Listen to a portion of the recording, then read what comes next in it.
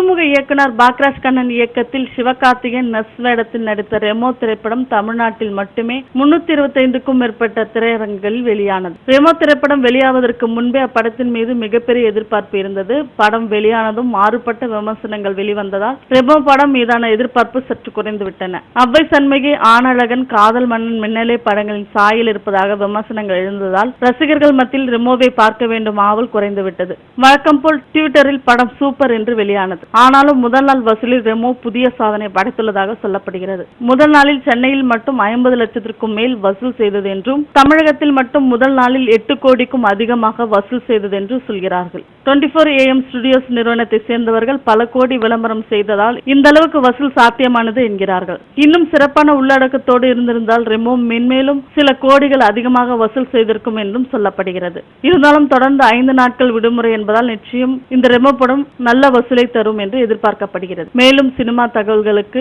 கீழே உள்ள சப்ஸ்கிரைப் பட்டனை அழுத்தவும்.